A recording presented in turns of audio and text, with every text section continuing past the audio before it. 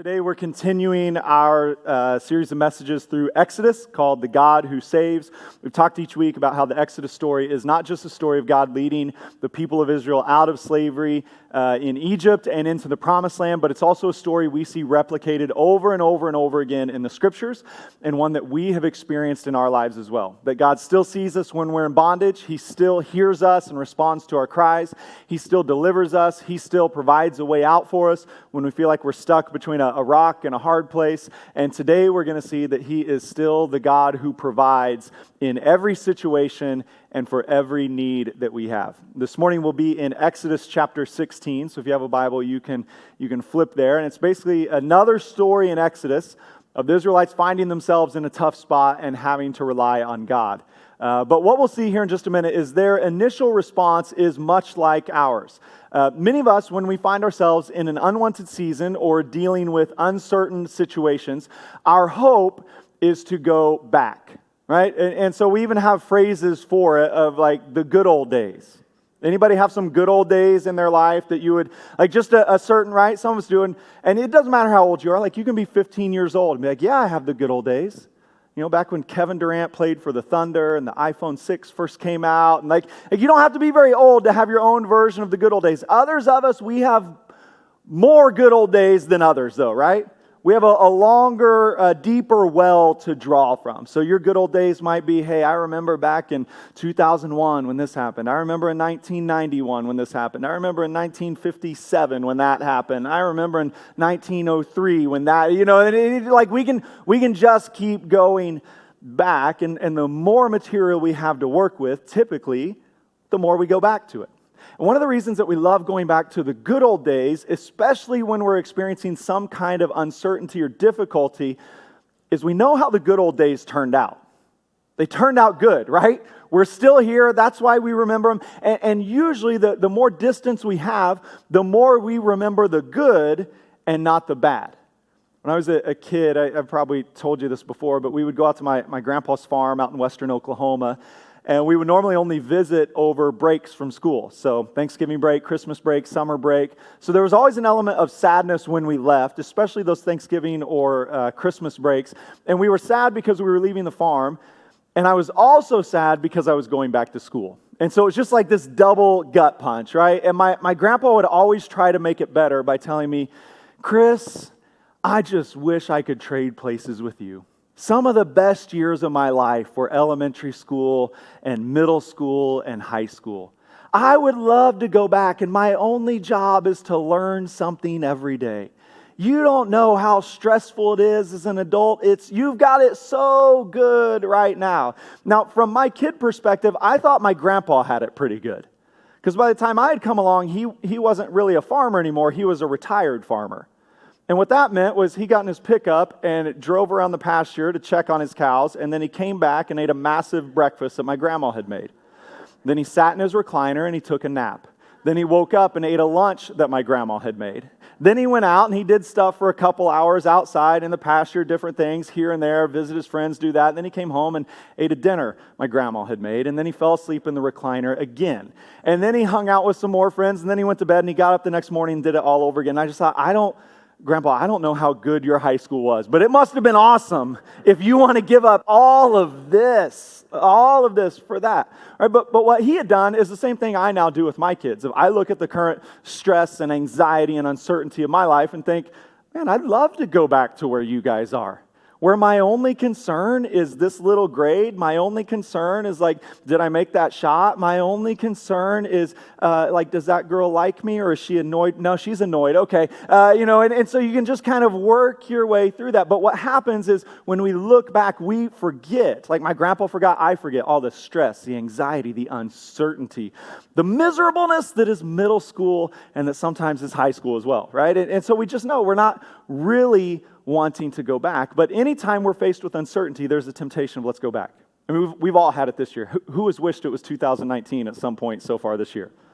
Yes, all of us. Why? Because we're tired of hearing I mean, there's just words, right, that like make you vomit, make your skin crawl. Of if I hear pandemic, contact tracing, social distancing, quarantine, shutdown, false positive, any of these things, again, I'm going to lose my mind. Angie and I have had a couple talks where I've told her, like, I'm done. I'm not talking about any of it. I am talking about our kids, and I'm talking about the Chiefs for the rest of the year.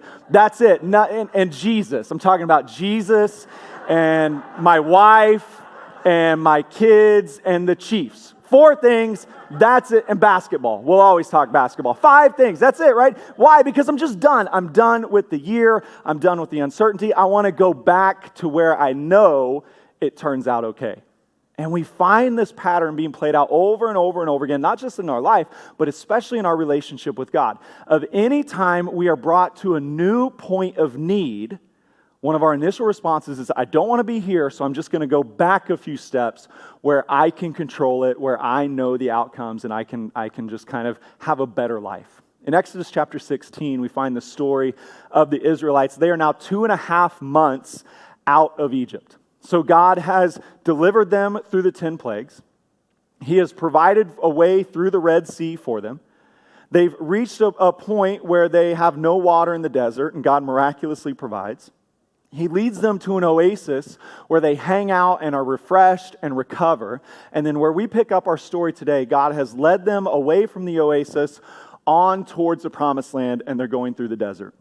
They encounter a position of need, and they react in a way that you and I would if they just kind of start to grumble and complain. So if you have a Bible, we'll pick it up in Exodus chapter 16, verse 1.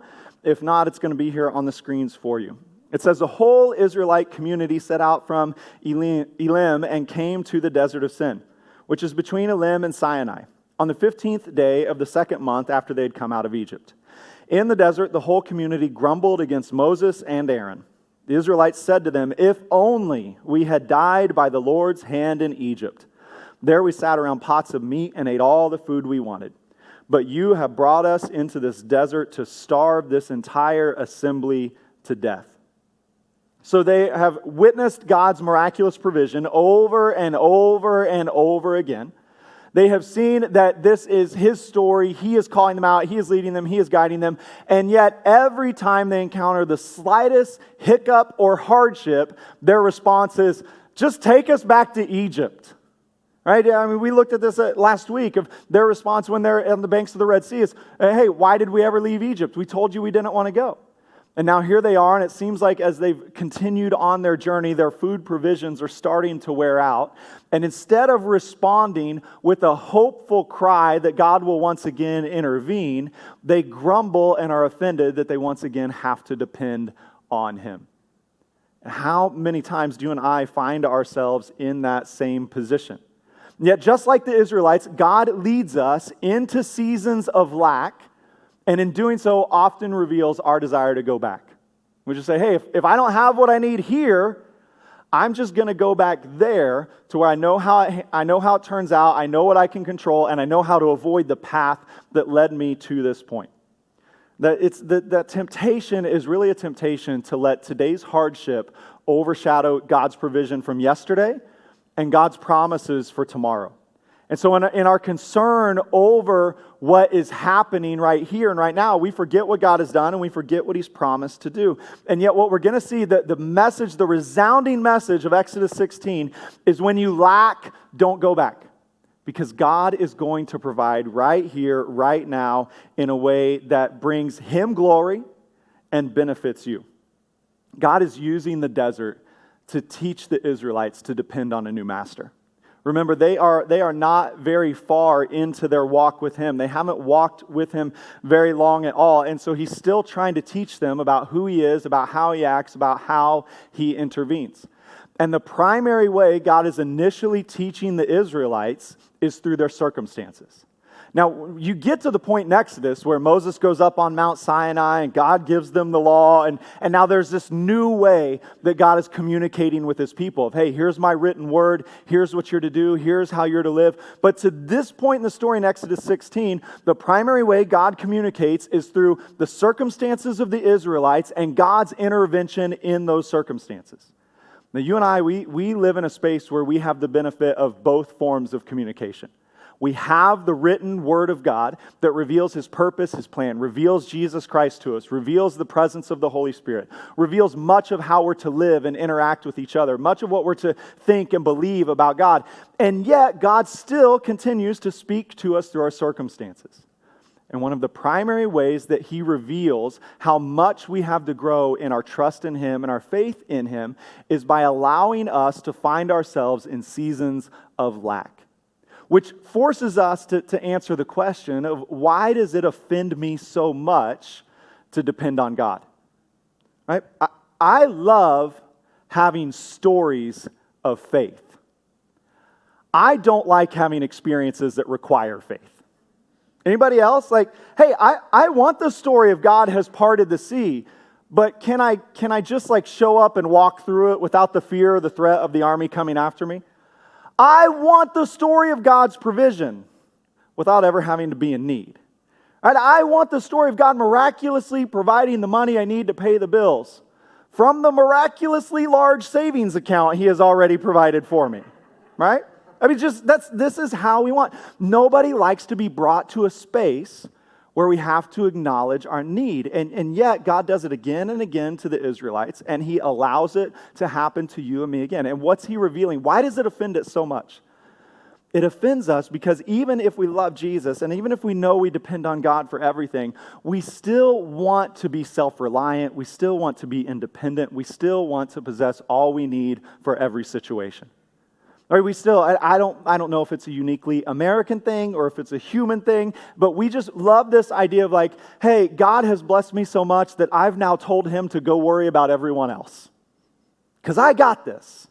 I can handle everything I'm facing, and yet God in his kindness, in his graciousness, comes to us and allows us to be brought into these moments to teach us about who he is and about who we are. There's a reason God doesn't take the Israelites straight out of Egypt and into the promised land. In the desert, he's teaching them about who he is. He's teaching them about some of the things they have in their hearts, some wrong beliefs about him, some wrong beliefs about themselves.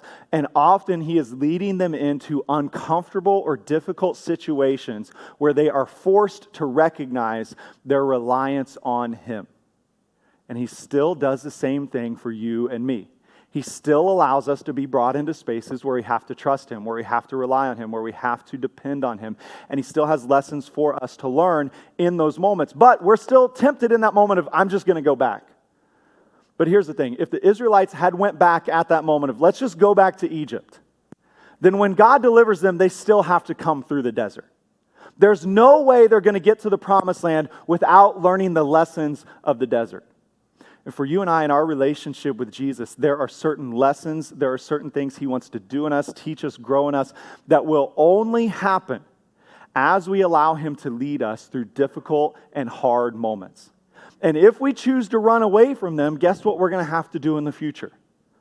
Go through it again, right? He's not going to let you work around it. There's no route around the desert. There's only the route through the desert.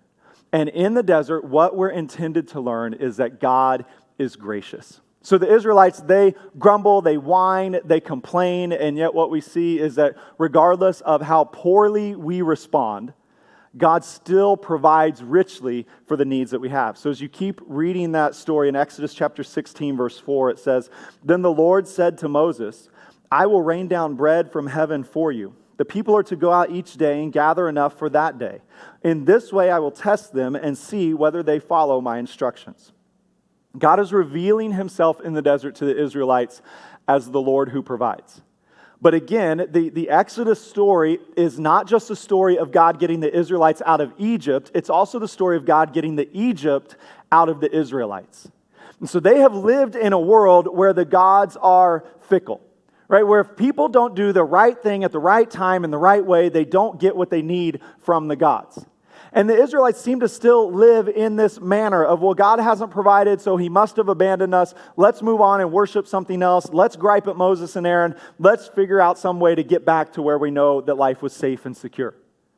And yet God is working and moving to teach them and to teach us that his provision, his intervention, his grace is not the result of who we are, what we do, what we say, or how we say it, but is the result of his gracious intervention in our life.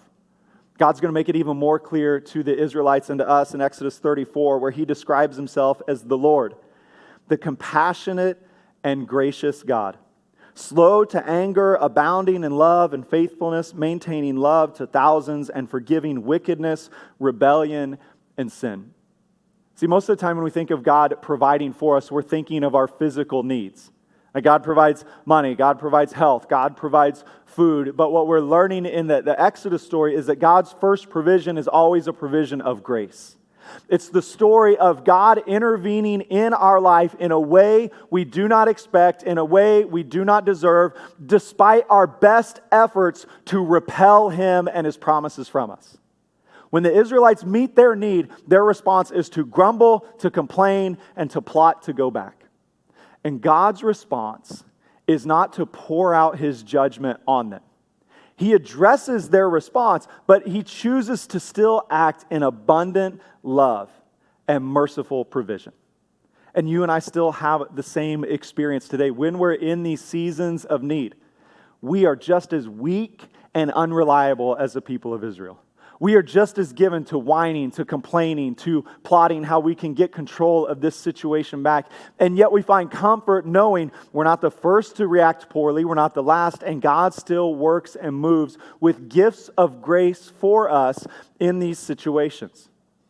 God doesn't ignore their poor behavior. He definitely addresses it, but He also doesn't hold it against them. It's a reminder to us that in Exodus, God is the main character. It's not the Israelites, it's not Moses, it's not Pharaoh, but it's God, and it's the story of His grace. It's the story of His merciful provision, and it's the story of His daily experience of giving grace to His people. So if you look at Exodus chapter 16, verse 4, it says, "The people go out each day and are to gather enough for that day. In this way I will test them and see whether they will follow my instructions." So again, God is getting the Egypt out of the Israelites, not just getting the Israelites out of Egypt. And so what He's telling them here is not only am I going to come and provide for you, but I'm going to come and provide for you in a way that you have to depend on me every single day. Right? And so it's a story of God's grace being given to us every day. So the Israelites have to go out every morning. The manna falls on the ground. They collect just what they need for that day. On the sixth day of the week, the day before the Sabbath, they collect enough for 2 days. But every day they go and collect it. Every day they consume all that God has provided. And every night they go to bed having to trust that in the morning, God will provide once again. Pointing us to this idea of when God sets us free and calls us into a relationship with Him, it's not so that He can say, okay, I've set you free. Now good luck and be on your way and I'll meet you at the end. But it's so He can walk with us every single day, every step of the way. Right? God doesn't just have like a 5-year plan for your life and He hopes you hit the big goals and we'll check in at the end and see how it's going. But He has the 5-second, every moment of every day. There's a purpose, there's a plan, there's a leading, there's a guiding, which means there are always going to be spaces in my life where I need to experience God's grace. Now, for most all of us this morning, it's not going to be with the provision of our food like it was for the Israelites.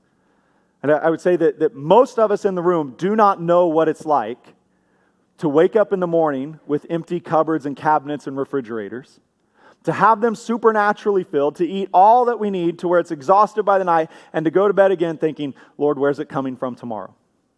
Some of us maybe have been in seasons financially where you have been there of, hey, I don't know where the grocery money's coming from. I don't know where the rent money's coming from. I don't know how we're going to be able to afford to do anything for anyone tomorrow. And God has provided. But for many of us, at least, because of where God has blessed us and allowed us to live, we do not have this daily concern for our physical needs.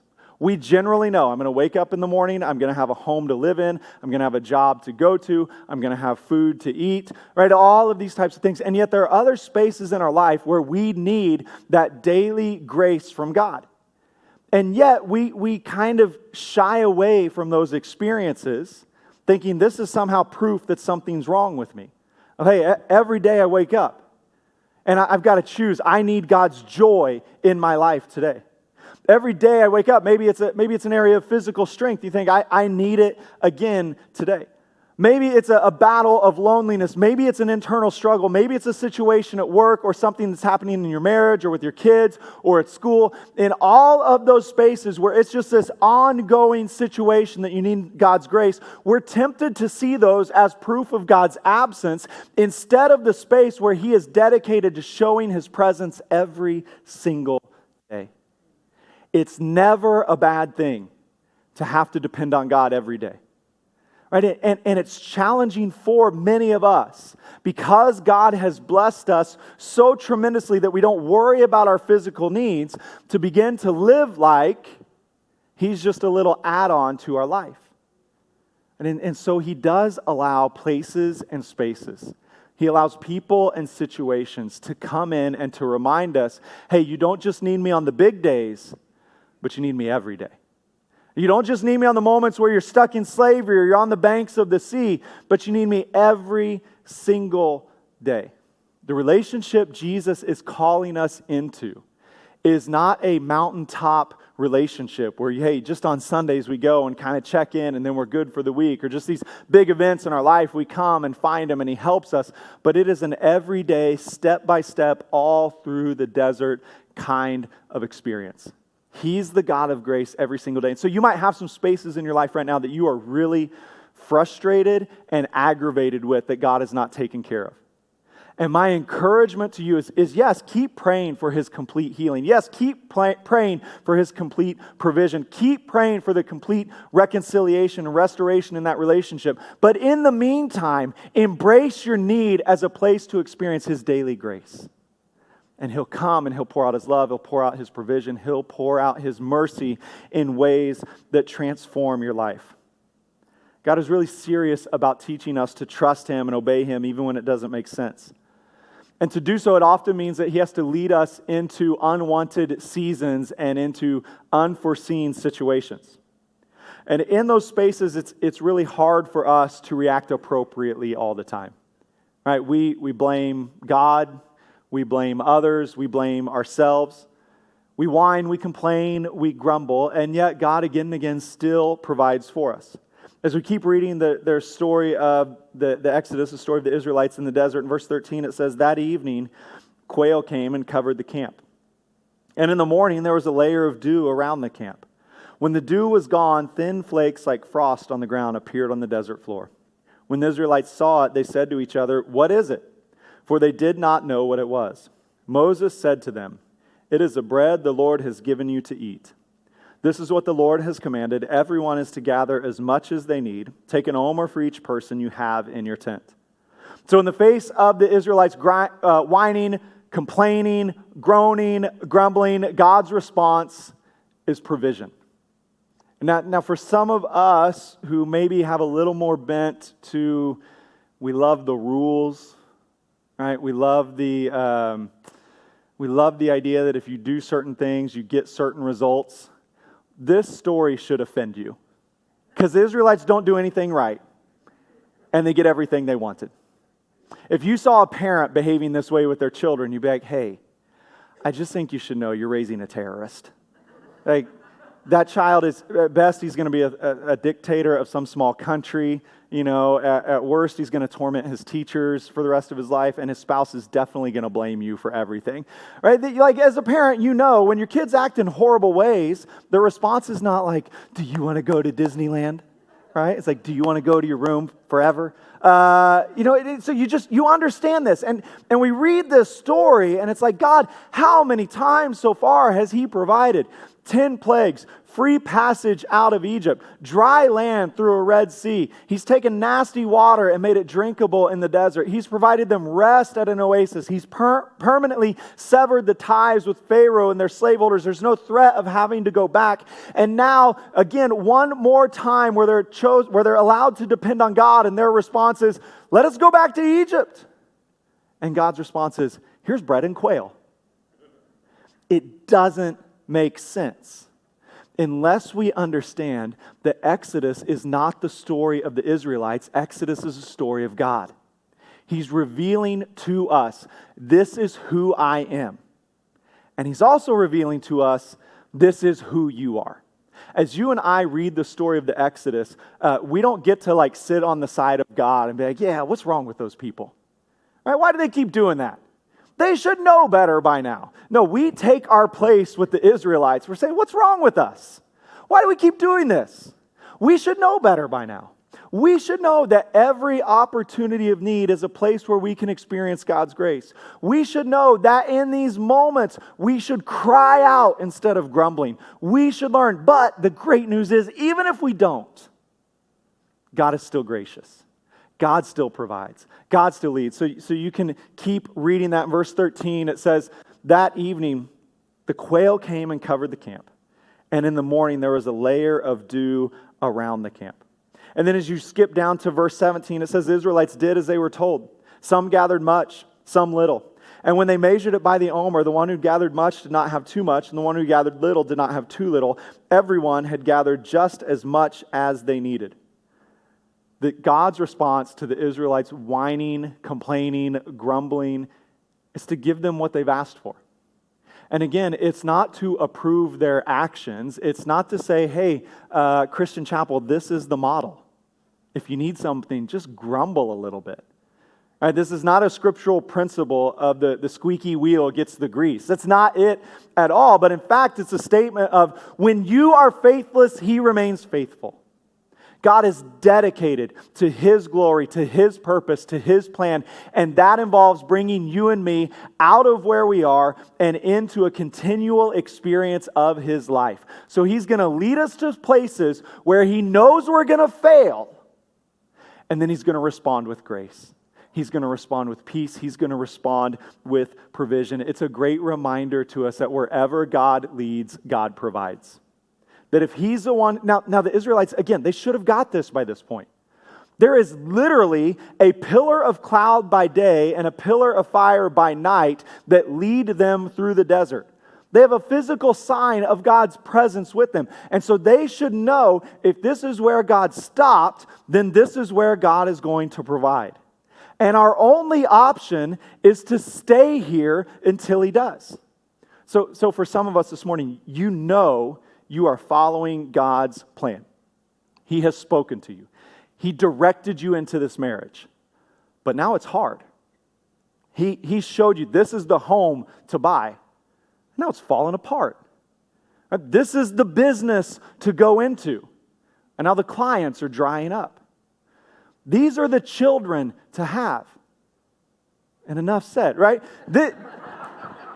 You just all of these spaces where you're like, Lord, I know, this is where you directed me. Why is it so hard? Why isn't it easier? Why don't I have more money? Why don't people like me more? Why don't I feel stronger? Why is it so hard? And in that space, it's like, well, I know God directed me here, but I was not counting on this, so I'm just going to go back. Maybe just one step, maybe just 2 steps, maybe 5 steps, maybe all the way back to Egypt. But what we're learning here is wherever God leads, God provides. And so if He has led me here, my job is to stay here until I experience His graceful provision. There are some Christian cliches out there that I try not to share, but sometimes they're too good not to. Have you ever heard the one that if it's God's will, it's God's bill? Anyone ever heard that one? No? Okay, I should have just said it like I came up with it then, because that would have probably been better even than what's on the screen there. So let's just pretend that says, if it's God's will, it's God's bill.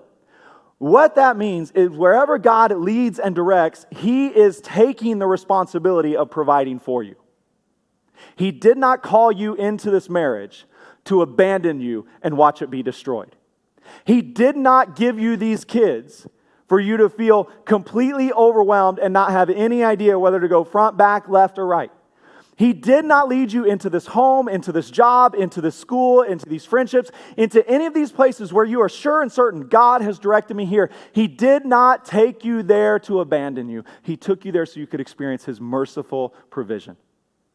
And in some of those spaces, He's allowed us to be stretched beyond our natural abilities.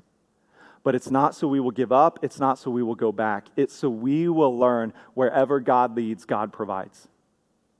And that's the story of the Israelites. God provides man, literally their food falls from heaven onto the ground every single day. Rain or shine, winter, spring, summer, fall, over and over and over again. They just keep experiencing it. Now, God's original plan is to provide for the Israelites manna from heaven just until they reach the promised land. Then when they reach the promised land, they are supposed to go and take possession of the land that God has given them. And then the manna is going to stop and they're going to enjoy the fruit of the land, right? It's the land flowing with milk and honey. It's the land of abundance. It's the land where their flocks and their herds will prosper, where their crops will never fail. It's this wonderful promise of God. So he's going to get them there, and then he's going to change the way he provides for them. But we'll see next week the Israelites, they come right up to the edge of the promised land, and they're still eating the manna. They still have this daily reminder of God's grace. They still have this supernatural sign that they're literally putting in their mouths, the mouths of their children every day to remind them God sees us, He knows us, He provides for us in ways that we cannot explain. And yet next week we'll see they stand on the edge of the promised land, and what is their response? There's giants in the land. We can't have that. Now again, if this is the story that you and I are writing, this is the point where we're like, that's it. I'm done with you fools. Right? Like, I told you I was bringing you here. You came out of slavery. You walked through the sea. I gave you water from a rock in the desert. I send food from the skies every day onto the ground. If I've told you this is your land, it's your land. And yet what is God's response? It's not to say, okay, fine, now just deal with it on your own. But this time when they reject him at the edge of the promised land, there is a more serious consequence. He tells them, hey, all of you adults, you're going to wander in the desert for 40 years. None of you are ever going to live in the promised land. But even as they're sent out, God doesn't stop providing. You can read there at the end of Exodus chapter 16 and verse 35. It says, the Israelites ate manna 40 years. Until they came to a land that was settled, they ate manna until they reached the border of Canaan.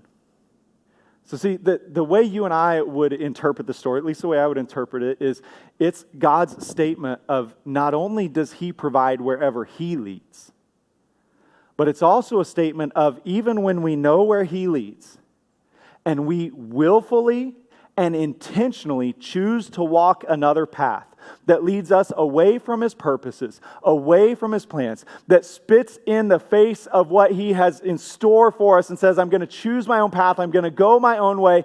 In that space, God provides. So it's not just that He provides wherever He leads, it's that He provides wherever we are, which is such a wonderful encouragement to us. Again, life with God is not about your ability to get it right in every season and every moment. It's about His ability to redeem all the moments for His purpose and His plan. Now still, God's plan is, hey, when you're on the edge of the promised land, just go on in. Right? Just go take possession. And we'll get there next week, but what I want you to understand today is even in those moments where you know what you were supposed to do and you did the opposite, and now you're in a position of need and lack that is entirely of your own making. Now the marriage is a disaster, and you know it's my fault. Right? Now the kids don't want anything to do with you, and you know it's because I was absent. Now you lost the job, and it's proof, well, because I was bad at my job. I was stealing money from the company. Right? Now everywhere around you, you see lack, and you know it's because you have taken a scorched earth policy to life. You've pursued sin. You've pursued selfishness. You have decided, I'm going to do it my way, and you have brought all of the destruction that way of life brings. And in that space, God's response is to graciously provide for your needs. To say, hey, yeah, you know, maybe you're not in the promised land. Maybe you're out here wandering in the desert still. But I'm still the God who provides there. I'm still the God who comes. I'm still the God who restores. I'm still the God who renews. I'm still the God who is abounding in love. I'm still the compassionate one. I'm still the one who forgives sin and wickedness and rebellion. I'm still the one who calls you from where you are and sets you back on the path towards the land I have called you to live in. This morning we're going to receive communion together. I hope you grabbed one as you came in this morning. If not, if you'll just slip your hand up, some of the ushers would be happy to bring one to you. As you get those out and peel open that bread, it's a reminder to us that Jesus comes as God's ultimate provision for us. That his gift of grace to us is not just the provision of our physical needs, but it's the provision of his Spirit for every need we have in our life. And so he comes no matter where we are. If you're in the spot today where you know all of the need and lack I have is because I followed the Lord to this point, or if you're in the spot of all of the need and lack I have is because I've rejected the Lord to this point, in either space, the response is still Jesus. God's provision of grace is one of daily grace for you and me, one that we don't deserve, one that we don't earn, one that we simply receive. And so this morning, as we receive the bread and the cup, we're receiving it as a reminder that all we need, Christ has provided. And that his movement towards us has nothing to do with who we are or how much we've earned it, but everything to do with who God is and how much he desires us to walk in relationship with him. And so over every addiction, over every hardship, over every space where whatever your meat or manna might be this morning, that you're crying out and say, Lord, are you going to provide? Whatever space you're tempted to say, it's too hard here, I'm just going to go back. God's answer to you this morning is the person and presence of Jesus Christ. The same Spirit that raised Christ from the dead now dwells in you, bringing life to your mortal body, bringing life to your relationships, bringing provision to your need, bringing relief to your distress. It all comes from Jesus. And our only response is to receive it right where we are. So this morning we're going to receive the bread and the cup together. And as we do, my prayer for you is it is a sign and symbol of God's presence and provision in your life. Will you take the bread with me?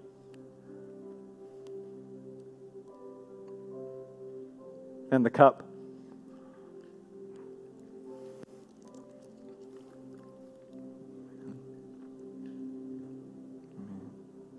We stand with me. The band's going to come back this morning. They're going to lead us in a final song.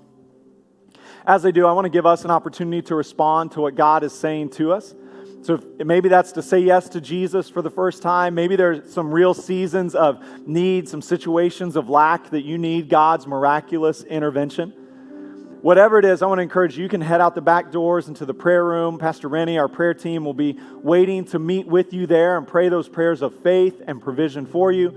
If you're online, you can drop those off at christianchapel.com/prayer. One of our pastors will be in touch this week. But we want to take a moment here together to, first of all, give us a chance to respond and to cry out and receive God's provision.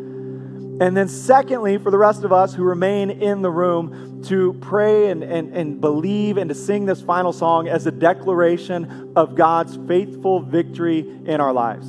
That in every way we lack, Jesus is sufficient. In every space we need, he will come through.